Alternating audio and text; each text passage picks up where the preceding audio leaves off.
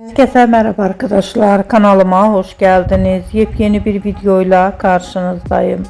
Arkadaşlar, bugünkü videomuzda Türkiye'nin güzeller güzeli Ebru Şahin, eşi Cedi Osman'la birlikte tatil paylaşımları yaptılar. Muhteşem çiftimizin arkadaşlarıyla birlikte olan yepyeni muhteşem görüntülerini sizler için YouTube kanalımda video halinde sunuyorum. Umarım beğenirsiniz. Arkadaşlar, videomu beğendiyseniz kanalımı izlemeyi ve bildirim butonuna basmayı unutmayın. Şimdilik benden bu kadar olsun. Yeni videomuzda görüşmek üzere.